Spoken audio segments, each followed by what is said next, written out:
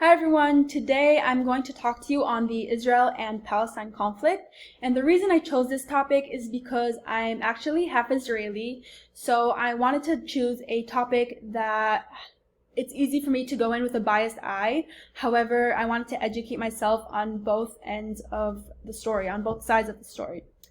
So a few things I'm going to speak to you on is the history, what started it all, wars and exodus, as well as where we are now. So to start off with, the Israel and Palestine conflict has been a historical and ongoing one since the late 19th century among the Jewish and Arab people in the Middle East.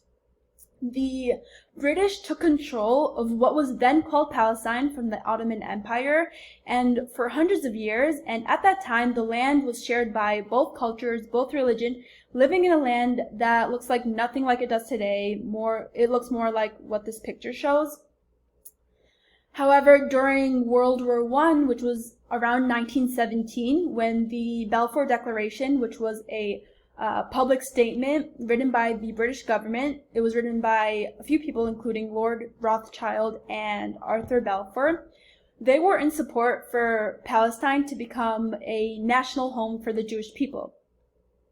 Of course, it is obvious that the Arab people would become furious with this new concept, and they opposed the idea of the land becoming home to only the Jewish people, taking over what was then a territory filled with both religions and cultures.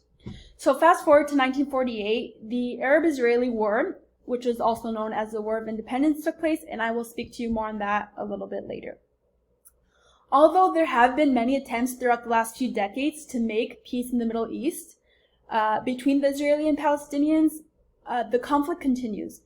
In 1967, during what was called the Six-Day War, Israel occupied the West Bank, Gaza Strip, as well as East Jerusalem, all parts of the same land that was shown in the Balfour Declaration.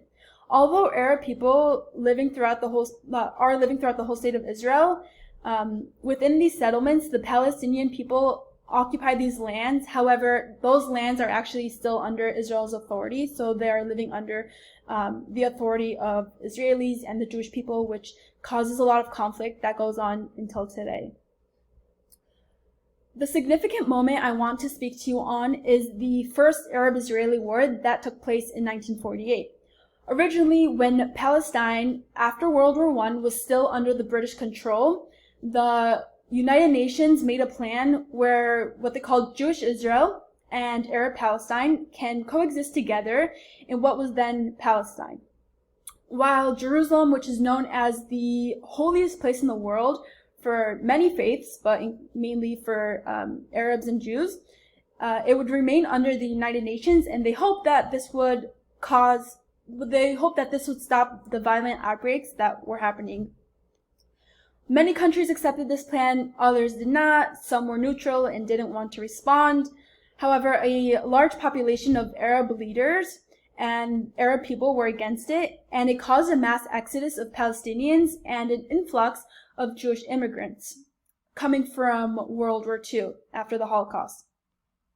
On May 14, 1948, when David Ben-Gurion, who was the first official prime minister of Israel, declared an independent state of Israel, he vouched for a land, and he wanted to create a good place for all of its residents, so not just the Israelis and Jewish people, but he hoped for all of it. However, the new claim of independence did cause Arab countries around Israel, like surrounding it, to try and protect Arab Palestine, and although many Arab leaders from these countries did it more for their personal interests to create a unified Palestinian state, they managed to get their armies to attack against what was the new state, and it led to creating the Israeli Defense Force to go against each other in battle.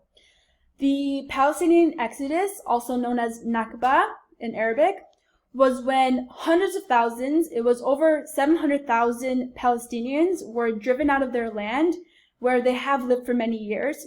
Nakba is translated into catastrophe, and since then it is observed every year in May, where people partake in rallies and speeches in different cities around Israel, and unfortunately sometimes it can include attacks on the land as there is still very much conflict. Some of the course concepts I would like to relate My topic 2 is cultural globalization.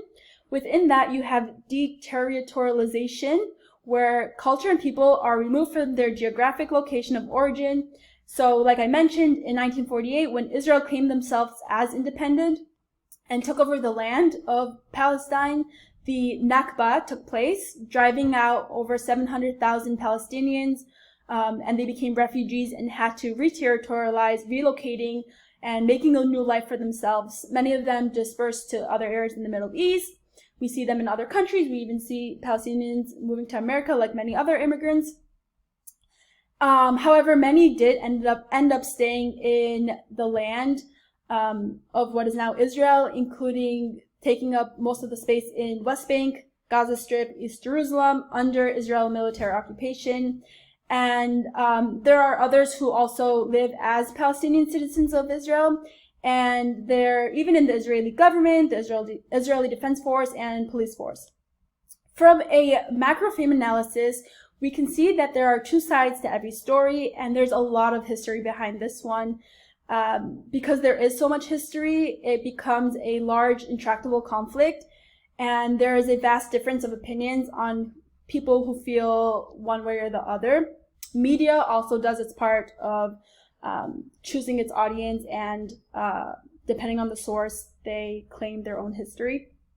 As for the mesoframe analysis, it shows the difference between Israeli Jewish people and the Palestinian Arabs when it comes to their history, and identify in which does add fuel to the fire of the conflict itself.